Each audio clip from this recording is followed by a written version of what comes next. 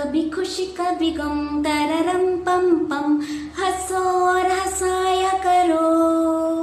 क्या आप सब भी सबसे खुश व्यक्ति की कमीज की तलाश में हैं? तो ये प्रेरणादायक कहानी आप सबके लिए है। मैं प्रिंसी गुप्ता आप सभी का स्वागत करती हूँ प्रिंसी ट्रेजर में। तो चलिए कहानी शुरू करते हैं। आज की कहानी है, एक बहुत ही बड़े नगर का राजा था। वो बहुत ही सुखी जीवन जी रहा था। उसके पास किसी भी वस्तु की कमी नहीं थी और उसके राज्य में सब खुश थे। परंतु कभी कभी राजा चिंतित हो जाया करता था। इतना होने के बावजूद उसे उदासी छाई रहती थी। दिन भर चिंता में डूबा रहता था। रातों में उसे नींद नहीं आती थी। बड़ा परेशान रहता था। नगर में भ्रमण के लिए भी जाया करता था। चारों तरफ खुशहाली ही खुशहाली थी। फिर भी राजा दुखी हो जाया करता था। एक दिन क्या होता है, उसके नगर में राजमहल में एक बहुत ही बड़े संत आते हैं। वो राजा से मिलने राजमहल जाते हैं। राजमहल में उनका बड़ा अतिथि स्वागत होता है।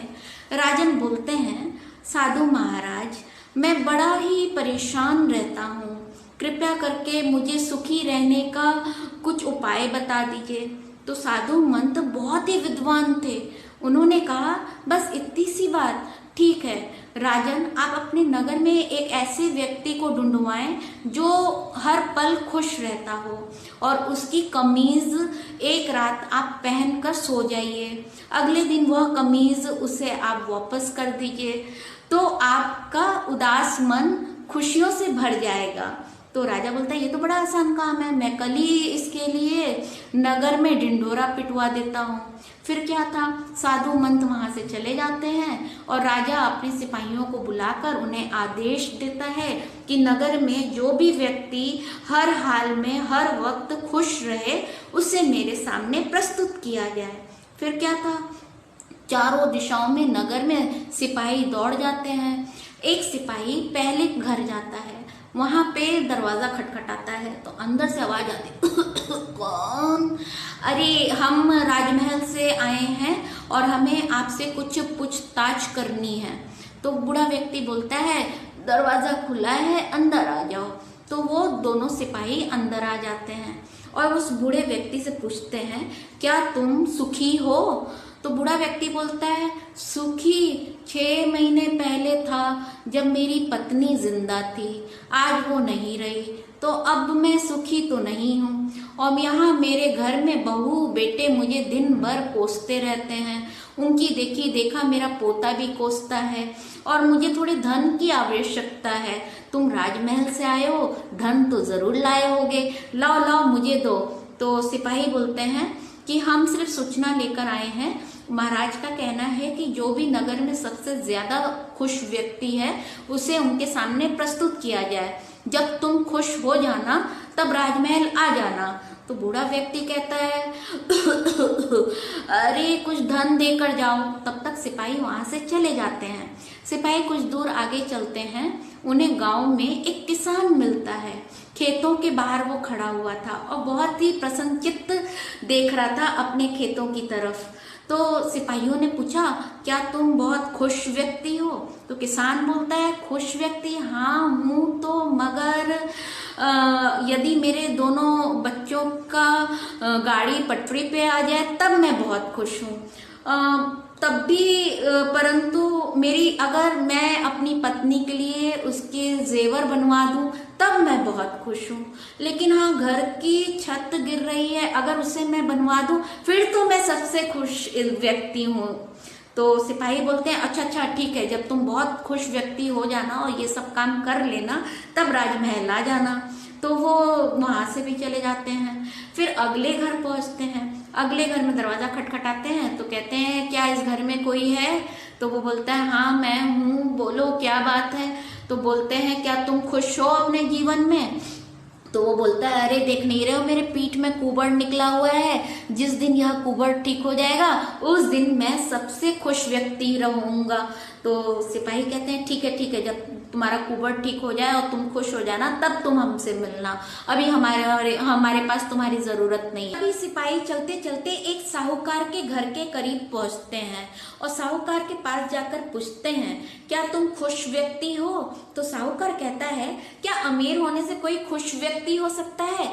खुश तो गरीब होते हैं जो साहूकार को चूना लगाकर कर्ज लेकर जाते हैं और वापस भी नहीं करते हैं। इतना सुनना था कि सिपाही वहां से भी चले जाते हैं और सिपाही इसी प्रकार से कई घरों में जाते हैं और पूछताछ करते हैं, लेकिन उन्हें कोई भी सुखी व्यक्ति नहीं मिलता है। तो अब सिपाही भी निराश हो जाते हैं।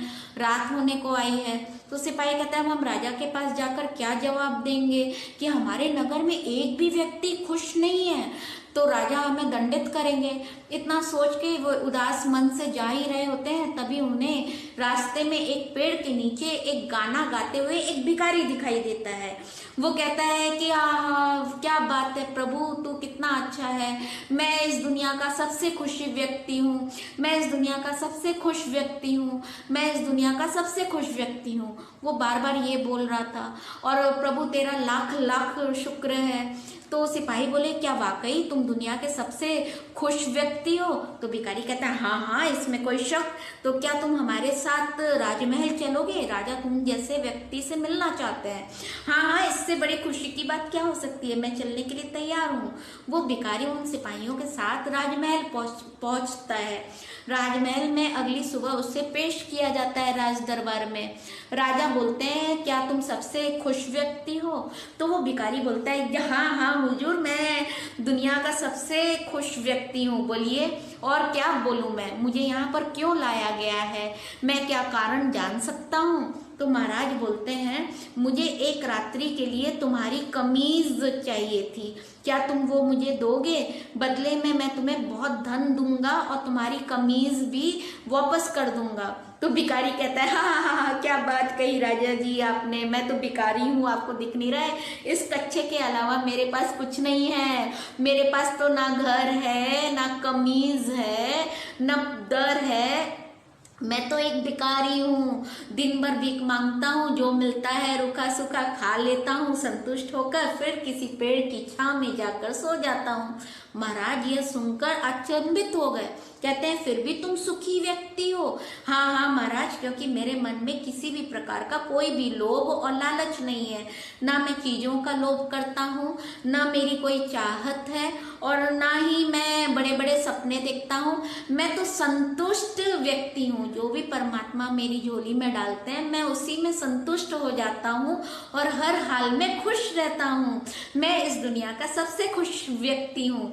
महाराज उसकी ये जिंदा दिली और ये हाजिर जवाब देखकर बहुत प्रसन्न होते हैं और वो मन ही मन साधु संत महाराज को आभार प्रकट करते हैं कि उनकी वजह से आज महाराज की आंखें खुल गईं। फिर महाराज उस भिखारी को बहुत सारा धन धान्य देकर वहां से विदा करते हैं और महाराज के समझ में आ जाता है कि खुश रहने का रहस्य क्या है।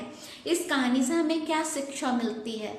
इस कहानी से हमें यह शिक्षा मिलती है कि मन में हमेशा हमें विश्वास रखना चाहिए परमात्मा के प्रति और परमात्मा हमें जो कुछ भी देता है उससे हमें संतुष्ट रहना चाहिए, उसी में हमें संतुष्ट रहना चाहिए।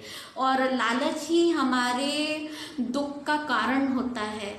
और सदैव खुश रहिए, औरों को भी खुश रखिए और जहाँ बहुत सारी खुशियाँ आ जाती हैं वहाँ खुशियाँ समझ में नहीं आती हैं, खुशियाँ खो सी जाती हैं।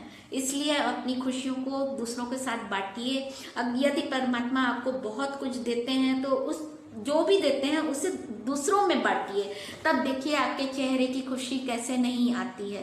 तो ये कहानी आपको कैसी लगी? अगर आपको ये कहानी अच्छी लगी तो प्लीज़ लाइक कीजिएगा, सब्सक्राइब कीजिएगा, कमेंट करना ना भूलिएगा। हाँ, बेल आइकन ज़रूर प्रेस कर दीजिएगा, हिट कर दीजिएगा ताकि आपको सारे नोटिफिकेशन टाइम टू टाइम मिलते रहें। थैंक यू सो मच हमारा वीडियो देखने के लिए। Thank you so much. God bless you all. Be happy always. Smile as long as river Nile. Bye bye.